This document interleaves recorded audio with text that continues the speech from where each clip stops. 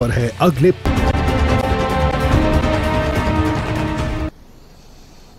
20 minute में 20 खबरों में आप सभी दर्शकों का स्वागत है और आपके साथ मैं हूं आसिफ। हम अगले 20 मिनट में आपको देश दुनिया की 20 ऐसी खबरें बताने वाले हैं जो इस वक्त ना केवल सुर्खियों में है बल्कि दिलचस्प और अहम भी है। तो शुरू करते हैं 20 मिनट में 20 खबरों का सिलसिला। सबसे पहले देखते हैं राजस्थान की कौन कौन सी खबरें इस वक्त अहम है।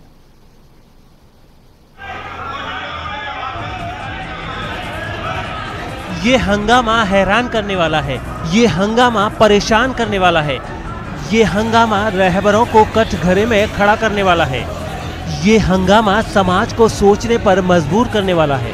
बूंदी नगर परिषद की पहली बैठक में पार्षदों के बीच जमकर लात घूंसे चले। बजट को लेकर छत्रपुरा रोड स्थित अंबेडकर भवन में 60 पार्षदों की मौजूदगी में बैठक आयोजित की जा रही थी। तभी कांग्रेस के पार्षद देवराज गोचर और नेता प्रतिपक्ष मुकेश माधवानी के बीच तीखी नोकझोंक हुई। कांग्रेस के पार्षद रोहित बैरागी पार्षदों को मारने के लिए दौड़े, पीटने के लिए हाथ उठाने लगे। इसी बीच दोनों पार्टियों के पार्षद सभापति मधु नुवाल के सामने आ गए और आपस में भिड़ गए। देखते ही देखते दोनों ही पार्टियों के पार्षदों में लात घूंसे चलने शुरू हो गए।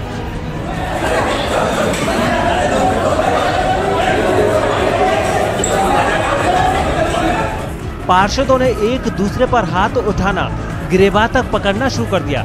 इस बीच एक पार्षद ने वहां मौजूद कुर्सी को उठाकर फेंककर मारने की कोशिश भी की। हंगामा जबरदस्त हुआ तो मौके पर मौजूद आरएसी के जवानों ने हंगामा कर रहे पार्षदों को समझाने की कोशिश की, लेकिन पार्षद हंगामा करते रहे। इस बीच नेता प्रतिपक्ष मुकेश माधवानी धरना देकर पार्षदों के साथ बैठ गए। वहीं मंच पर मौजूद सभापति मधु नुवाल ने भी पार्षदों को हंगामा नहीं करने की हिदायत दी, लेकिन कोई सुने तब तो। समझाइश की कोशिश नाकाम होने पर मधु नुवाल ने 98 करोड़ 50 लाख का बजट खुद ही पास कर दिया।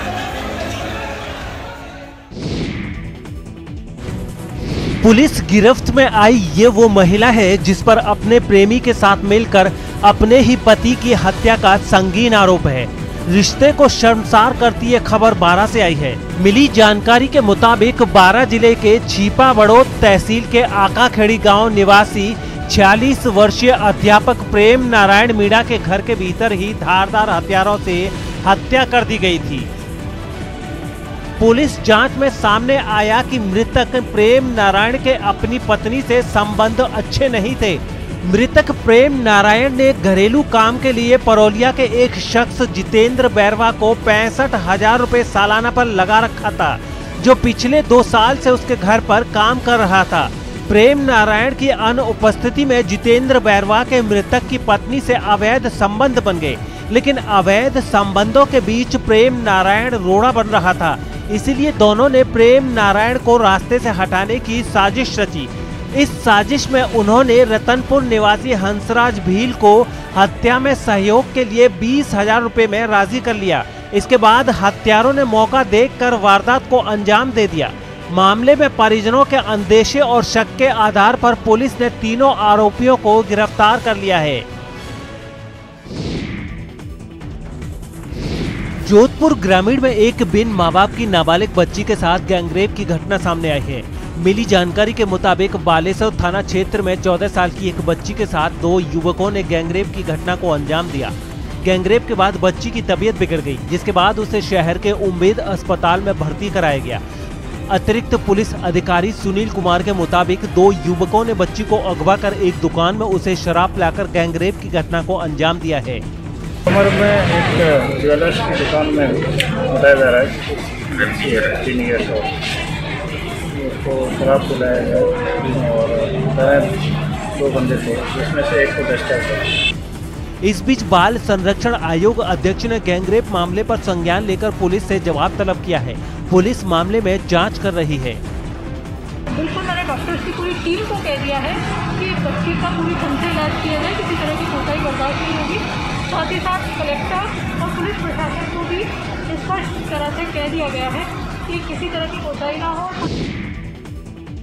किसी संस्थान में व्याप्त भ्रष्टाचार के विरोध में जब खुद संस्थान का अध्यक्ष और कार्यकारिणी के सदस्य ही मोर्चा खोलने धरने पर बैठ जाएं तो स्थिति विकट हो जाती है। ऐसा ही अनूठा विरोध प्रदर्शन जैसलमेर के बॉर्डर एरिया भारेवाला में देखने को मिल रहा है। भारत पाक बॉर्डर से लगते भारेवाला गांव में स्थित ग्राम सेवा सहकारी समिति में व्याप्त भ्रष्टाचार को लेकर अध्यक्ष गुलाम कादिर सहित पूरी कार्यकारिणी अनिश्चितकालीन धरने पर बैठ गई है। इससे पूर्व भी उन्होंने धरना प्रदर्शन किया था, जिसके बाद जांच की सहमति बनी थी, लेकिन कोई सुनवाई नहीं होते देख अपनी 16 सूत्री मांग को लेकर अध्यक्ष के नेतृत्व में पूरी कार्यकारिणी ने सहकारी समिति के आगे ही धरना शुरू कर दिया है। उन्होंने आरोप लगाए हैं कि व्यवस्थापक ने करोड़ों का गबन किया और हमने उसके खिलाफ धरना प्रदर्शन भी किया था। 12 जनवरी को लिखित समझौते में यह तय हुआ था कि आगामी 7 दिनों में सभी खाता धारकों के खातों का मूल्यांकन कर खाता धारकों को संतुष्ट किया जाएगा,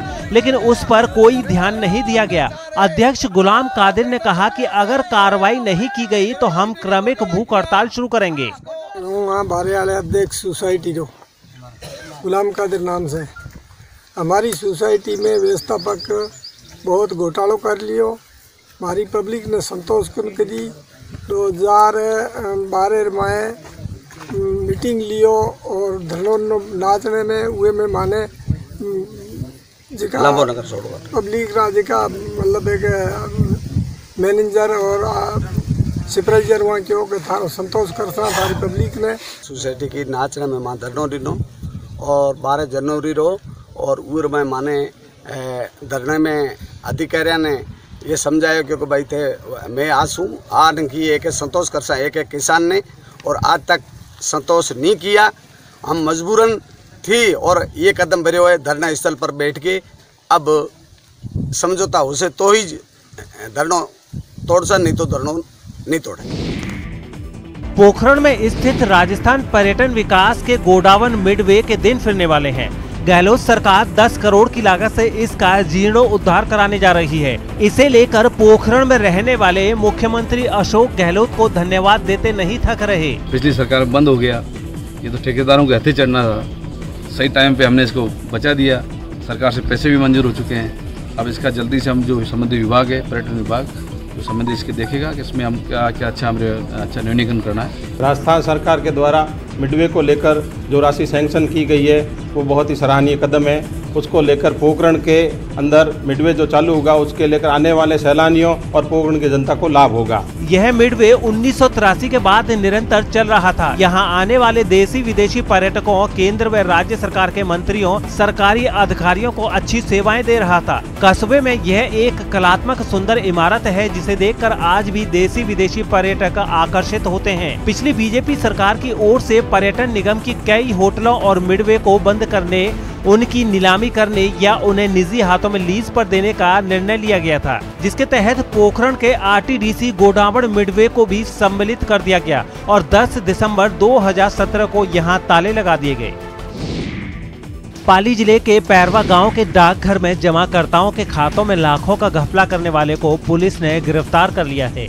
आरोपी डाकपाल मदनलाल रैगर को अदालत में पेश किया गया, जहां उसे 5 दिन के पुलिस रिमांड पर भेज दिया गया। पुलिस के मुताबिक डाक अधीक्षक पुखराज राठौड़ की रिपोर्ट पर डाकपाल मदनलाल के खिलाफ 6,36,237 रुपए गबन का मामला 18 मार्च को फालना पुलिस थाने में दर्ज किया गया था, जिसके बाद पुलिस ने गबन के आरोपी डाकपाल को गिरफ्तार कर लिया। अब तक की जांच में 30 लाख रुपए का घपला सामने आ चुका है।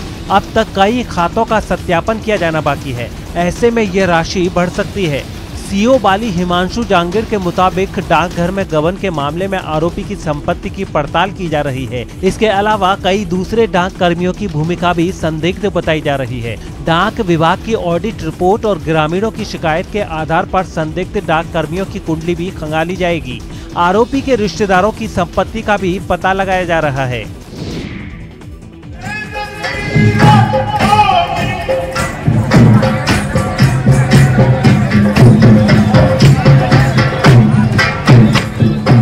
अलबेले शहर बीकानेर में होली अलग ही समा बांध रही है। परकोटे के अल्हड़ और मदमस्त स्वभाव के लोग कई चौक चौराहों पर रंबतों का आयोजन कर रहे हैं। और लोग इन रम्मतों पर झूमते नजर आ रहे हैं।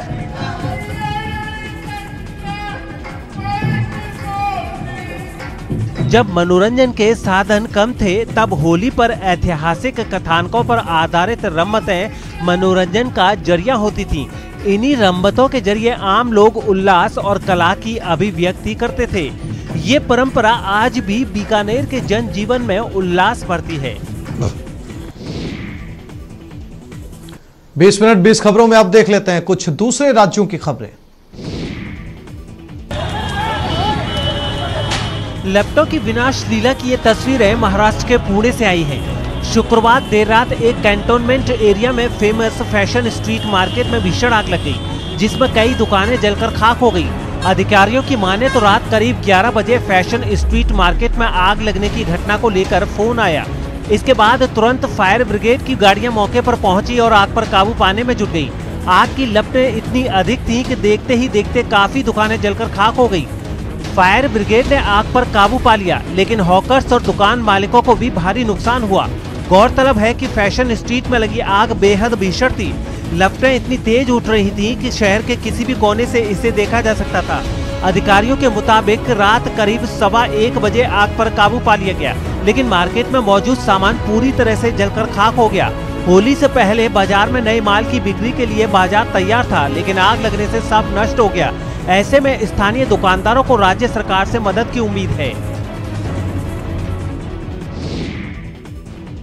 जाको राखे साइयां मार सके न कोई, ये कहावत तो आपने जरूर सुनी होगी, लेकिन आज हम आपको इसे सच होते हुए भी दिखाएंगे। दरअसल यूपी के मुजफ्फरनगर जनपद की नगर कोतवाली क्षेत्र के मिमलाना रोड पर एक तेज रफ्तार बेकाबू कार तंग गली में घरों से जा टकराई। इस हादसे में जहां कार सवार को कोई चोट नहीं आई, तो वहीं इस कार की चपेट में आने से एक साइकिल सवार छात्रा को मामूली चोट आई है। घटना के समय ये पूरा वाकया एक घर में लगे सीसीटीवी कैमरे में कैद हो गया, जो सोशल मीडिया पर इस समय जमकर वायरल हो रहा है। इस वायरल सीसीटीवी फुटेज को देखकर हर कोई यही कहेगा कि जाको राके साइयां मार सके न कोई। आप भी जरा गौर से इस फुटेज को देखिए। जिस रफ्तार से ये कार घर से टकराई और सामने से आ रही साइकिल सवार छात्रा जिसे मामूली चोट ही लगी, क्या ये संभव था? नहीं ना, लेकिन ये सच हुआ है। बहरहाल गनीमत ये रही कि इस हादसे में कोई अनहोनी नहीं घटी। सबक एक को सीख सबको। जी हाँ, रिश्वतखोर इस वीडियो से सबक हासिल कर सकते हैं। तस्वीरें यूपी के शाहजहांपुर की हैं। नगर निगम कार्यालय में भ्रष्टाचार की शिकायतें लगातार मिलती रहती हैं। विरासत की फाइल आगे बढ़ाने के लिए रिश्वत लेते नगर निगम कार्यालय के एक बाबू का वीडियो वायरल हुआ है। वायरल वीडियो के आधार पर नगर आयुक्त ने शुक्रवार को बाबू को सस्पेंड कर जांच बैठा दी है। बताया जाता है कि शहर के मोहल्ला अंटा निवासी एक महिला के मकान की विरासत से संबंधित फाइल नगर निगम में तैनात बाबू के पास पहुंची थी। आरोप है कि फाइल 9 दिसंबर से बाबू के पास है, जिसको आगे बढ़ाने के लिए बाबू ने रिश्वत मांगी। महिला का बेटा नगर निगम कार्यालय पहुंचा और बाबू को रुपये देते समय वीडियो बना लिया। ये वीडियो अब वायरल हो गया है। वीडियो में नगर निगम का बाबू एक व्यक्ति से रुपए लेते दिख रहा है। साथ ही रुपए लेते समय ये भी बोल रहा है कि इतने में क्या होगा, हमें देना भी पड़ता है, जो नहीं देता उसका काम टाल दिया जाता है। इस मामले में नगर आयुक्त संतोष कुमार शर्मा के मुताबिक कोई शिकायतकर्ता उनके पास नहीं पहुंचा है, लेकिन वीडियो के आधार पर जीरो टॉलरेंस नीति को अपनाते हुए तत्काल प्रभाव से आरोपी बाबू मशकूर को निलंबित कर दिया गया है। मामले की जांच सहायक नगर आयुक्त रश्मि भारती को सौंपी गई है। मध्य प्रदेश की राजधानी भोपाल के कोलार का विनीत कुंज इलाका, वो एरिया जहां IAS, IPS और शहर के बड़े बड़े कारोबारी रहते हैं, उनके बीच में रहकर शातिर ठग शादी कराने के नाम पर ठगी का धंधा चला रहे थे। किसी को कानो कान इसकी भनक तक नहीं थी। जब 6 दूल्हे गुरुवार को शादी करने पहुंचे, तब जाकर पूरे मामले का खुलासा हुआ। पीड़ितों ने शादी करने के लिए इस शादी कराने वाली संस्था को 20-20 हजार रुपए देकर रजिस्ट्रेशन कराया था। भंडाफोड़ के बाद पूरा गिरोह अपने ऑफिस पर ताला जड़कर फरार हो गया। शादी के नाम पर ठगी के शिकार हुए एक पीड़ित के मुताबिक उसे शादी के लिए बुलाया गया था। उसकी तरह करीब 20 और दूल्हे थे, जिनको 25 मार्च को 51 शादियां कराने का झांसा देकर बुलाया गया था, लेकिन पूरा दिन हो गया, ऑफिस में ताला लगा रहा। बाद में पीड़ितों ने थाने में शिकायत दर्ज कराई, जिस पर मुस्तैदी दिखाते हुए पुलिस ने गिरोह के 3 छात्रों को गिरफ्तार कर लिया। ये गरीब लड़कियां हैं जो थोड़े बहुत पैसे के लिए प्रिटेंड कर लेती हैं कि वो अवेलेबल हैं शादी के लिए, और उसके बाद इसी तरीके से हमारे पास उसके बाद जब लड़की पसंद आ जाती है तो ये लोग उनसे पैसा ले लेते हैं और उसके बाद पूरा संपर्क काट देते हैं। बेटी बचाओ बेटी पढ़ाओ, बेटी पढ़ेगी तो समाज आगे बढ़ेगा, ऐसे न जाने कितने स्लोगन हैं जो बेटियों के नाम पर है, लेकिन क्या इनका आम जन जीवन पर किसी तरह का कोई असर देखने को मिलता है? बात इसलिए क्योंकि आज भी हमारे समाज में कई ऐसी बेटियां हैं जो काबिल और प्रतिभावान होने के बावजूद गुमनामी के अंधेरे में अपना जीवन गुजारने को मजबूर है। हम बात कर रहे हैं छत्तीसगढ़ के बालोद जिले की अनोखी खेल प्रतिभा की। बालोद जिले के छोटे से गांव बनौद की गरीब आदिवासी परिवार की बेटी भीमेश्वरी ठाकुर की गरीबी में पली बड़ी भीमेश्वरी ने अपने दम पर राष्ट्रीय खिलाड़ी होने का सम्मान अर्जित किया है। भीमेश्वरी पिछले कई वर्षों से छत्तीसगढ़ का प्रतिनिधित्व कर राजकीय और राष्ट्रीय खेलों में न जाने कितने पदक प्राप्त कर चुकी है, लेकिन इसके बावजूद छत्तीसगढ़ राज्य का खेल और युवा कल्याण विभाग इसकी सोच लेने को तैयार नहीं। उपेक्षा के चलते आज तक उसे शासन की योजनाओं का लाभ नहीं मिल सका, जिसके चलते बालोद जिले की ये बेटी आज अपने भाग्य को कोसने के लिए मजबूर है। भीमेश्वरी की गरीबी और आर्थिक तंगी इतनी ज्यादा है कि इसके पास न सलीके के कपड़े हैं और न ट्रैक शू। लगभग 3 वर्षों के अपने छोटे से करियर में भीमेश्वरी ने पूरे बेंगलुरु, राजस्थान और पंजाब में राष्ट्रीय स्तर के आयोजनों में छत्तीसगढ़ का प्रतिनिधित्व किया है। उसने राजस्थान में नेशनल स्कूल गेम्स और गुजरात में क्रॉस कंट्री में स्वर्ण पदक हासिल किए, लेकिन अपने प्रतिद्वंदियों को पछाड़ने वाली अपनी स्थितियों से मात खा रही है। रोजी मजदूरी करते हैं और घर की स्थिति बहुत ही ज्यादा खराब है, तो उतना सपोर्ट नहीं कर पाते घर वाले लोग, घर का ही खर्चा चला पाते हैं, मेरी खर्चा नहीं उठा पाते हैं। भीमेश्वरी के कोच पारस यादव भी मानते हैं कि इसमें प्रतिभा बहुत है, लेकिन परिस्थितियां लगातार उसे खेल से पीछे खींच रही हैं।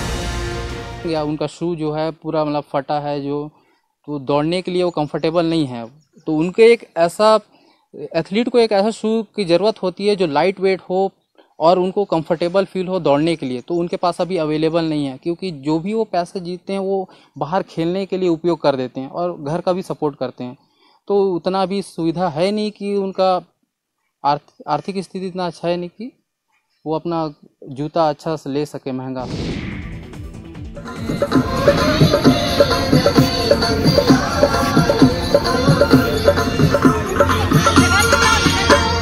महाकाल की नगरी उज्जैन पर भी होली की खुमारी छाई हुई है।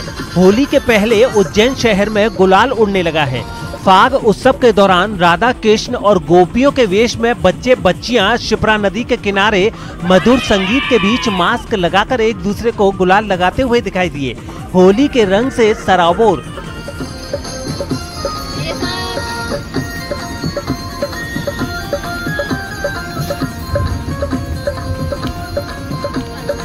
कोरोना के बढ़ते मामलों को देखते हुए मध्य प्रदेश के मुख्यमंत्री शिवराज सिंह चौहान ने लोगों से अपने अपने घर पर ही होली खेलने का संदेश दिया है।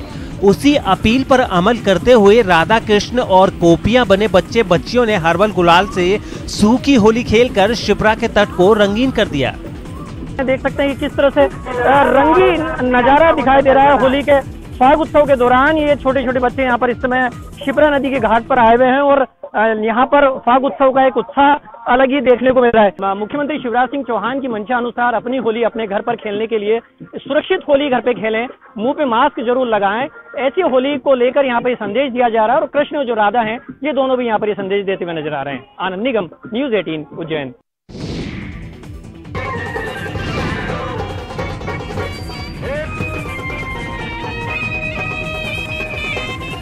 ब्रज में चारों ओर होली की धूम है। हर कोई रंगों की मस्ती में मस्त है। भगवान के साथ होली खेलकर अपने आप को धन्य कर रहा है। इसी भाव से भगवान बाल कृष्ण की नगरी गोकुल में होली खेली गई। यहाँ की होली की विशेषता ये थी कि यहाँ पर लाठियों की जगह छड़ी से होली खेली जाती है।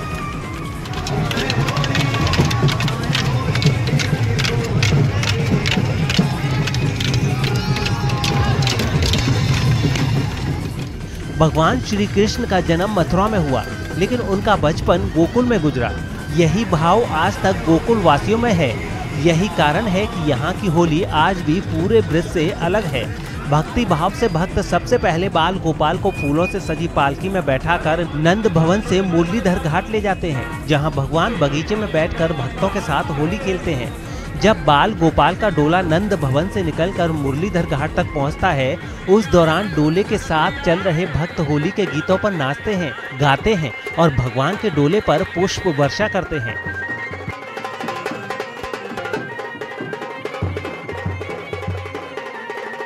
सैकड़ों वर्षों से चली आ रही इस होली की सबसे खास बात तो ये है कि जब भगवान बगीचे में बैठकर भक्तों के साथ होली खेलते हैं, उस दौरान होरियारिन भगवान और श्रद्धालुओं के साथ छड़ी से होली खेलती हैं। ब्रज में सभी जगह होली लाठियों से खेली जाती है, लेकिन गोकुल में भगवान का बाल स्वरूप होने के कारण होली छड़ी से खेली जाती है, जिसका आनंद न केवल गोकुल वाले बल्कि देश के कई इलाकों से पहुंचे हजारों भक्त भी लेते हैं।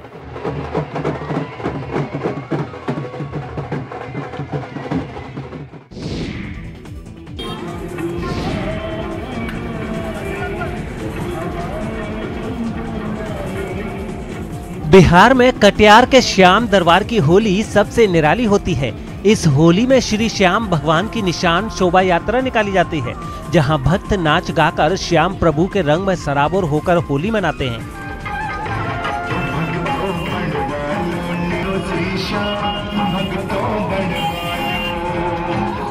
कोरोना काल के कारण इस बार भी बड़ी संख्या में मारवाड़ी समाज के लोग खाटू श्याम दरबार में नहीं जा पाए हैं। इस कारण कटिहार श्याम मंदिर में दूर दराज से लोग निशान यात्रा के माध्यम से पहुंचकर बाबा के मंदिर में निशान चढ़ा रहे हैं।